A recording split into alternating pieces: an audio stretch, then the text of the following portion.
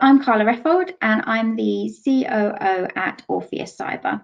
I have I suppose, an unusual journey into cyber, maybe like a lot of people. I did ancient history at university and then went into recruitment. And about 2010, I set up my own recruitment business. And everybody started talking about how cybersecurity and information security was the only thing they really wanted to recruit for. So that's what we moved into, sort of away from more corporate governance and risk, and have worked in cyber ever since then. And as the recruitment business grew, I moved away from really being a recruiter into a business leader who has experience in all areas of running a business, which is how I've ended up at Orpheus.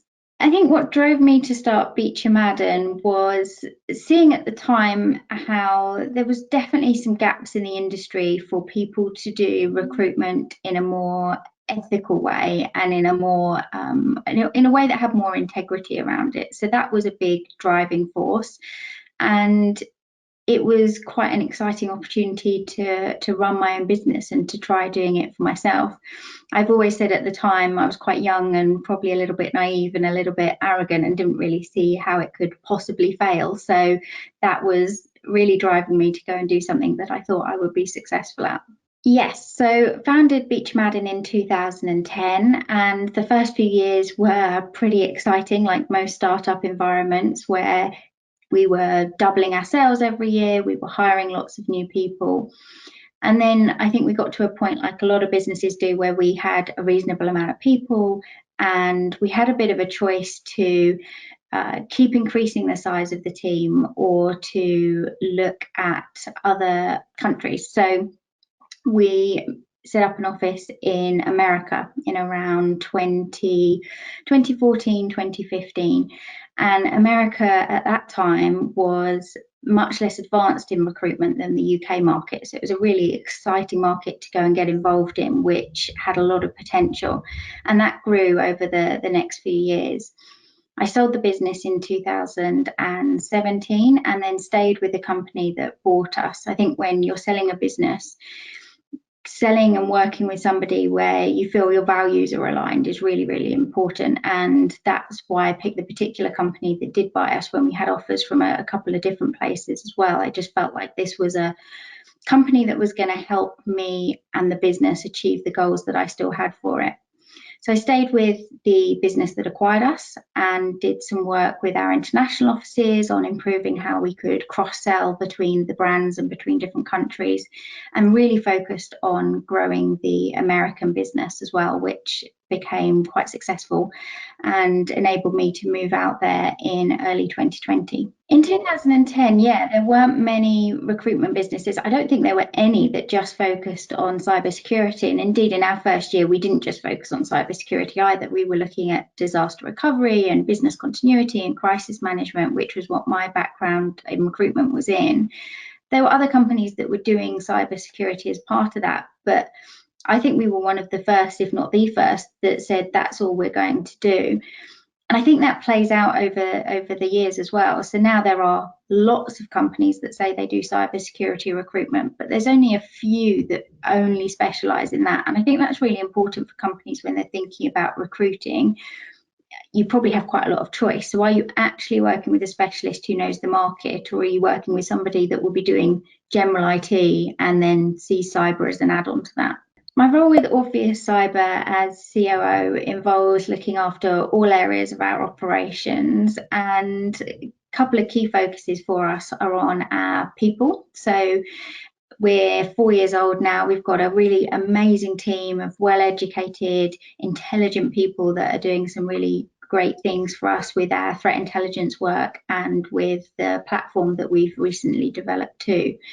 And for us, it's all about making sure that we can retain those people, and as we grow, continue to attract very good people and strong talent from either from universities or from competitors or people who want to come into the industry. So making sure we're a great place to work is a key focus for me. We're doing lots of things around that. We've put in new training software and training programs and more regular appraisals and career paths so people can really see what their journey with us looks like.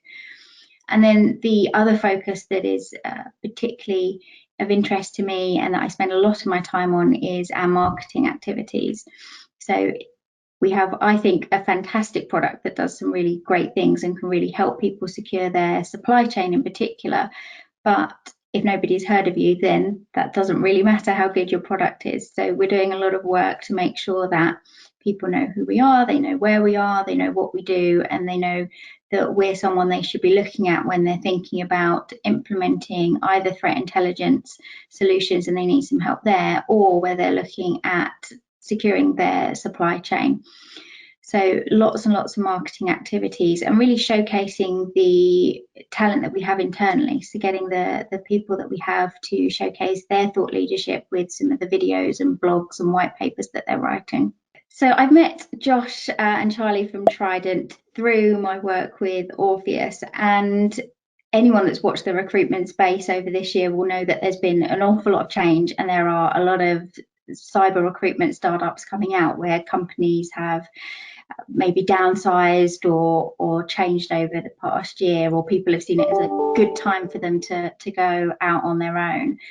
And I think what really stands out for me about Trident is the quality of the people that they have there and their ambition and how hard they work for their clients. So I've been so impressed with the service that they provided to us at Orpheus, and I was really flattered when they asked me to join them as a non-exec director and help me guide them hopefully on a similar journey to the one that I had with Beecher Madden. I've been a member with the Forbes HR Council for almost 4 years, I think, and it's a community that you're invited into. People often ask me how you get to write on Forbes, and the honest answer is I have no idea why they invited me, but it's been a lot of fun over the past 4 years. So I tend to write about HR related issues towards cybersecurity. So some of the articles I've written in the past are around how you can really kind of jumpstart your cyber career and why networking is so important.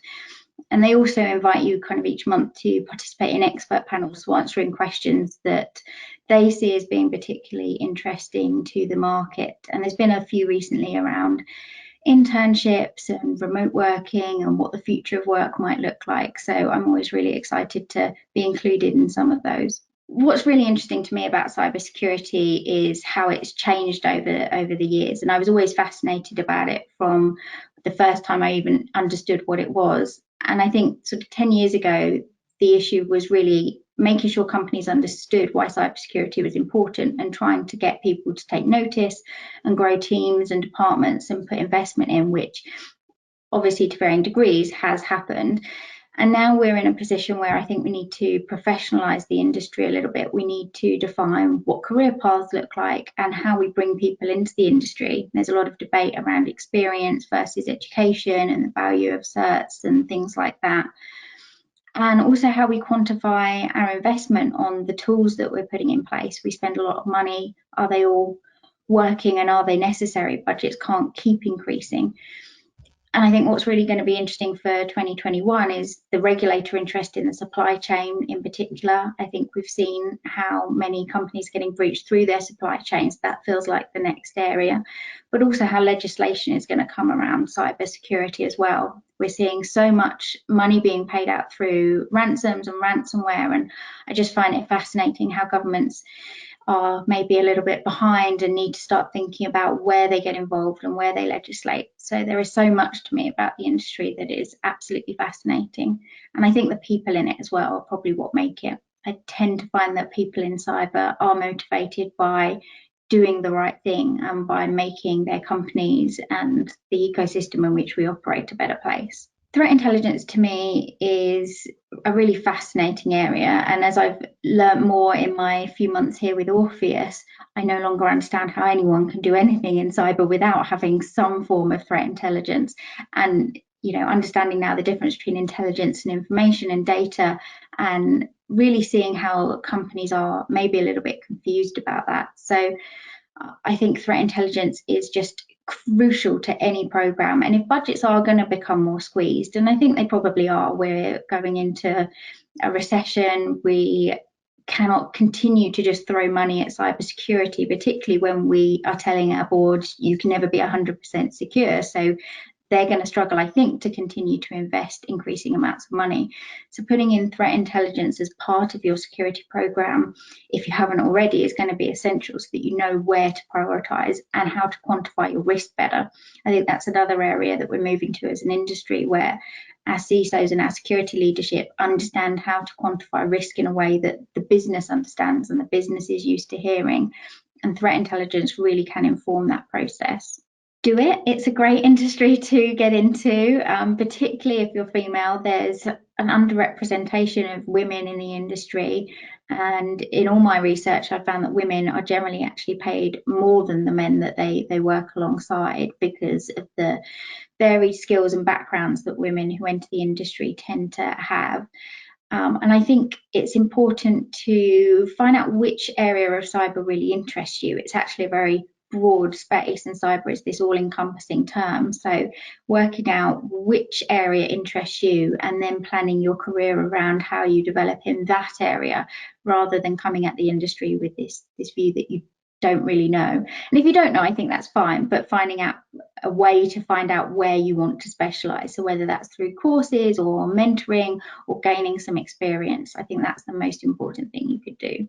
Becoming a mentor can be really valuable. We tend to think about mentoring in terms of the benefits for the mentee, but actually the person who's doing the mentoring can also take away quite a lot of benefits. So if you're looking to increase your leadership experience or your management experience, it's a good way to do that, particularly if that's not something that you're getting in your day job. I think it's always good to talk to other people in the industry, and quite often when I'm having conversations with people, I'm reminding myself of things that I know but aren't necessarily doing, so it's a good reminder for you. It's also a good way for you to build your connections, even with people that are, junior to you. They're going to come up in their careers over the next few years, so it's a great way for you still to be able to network.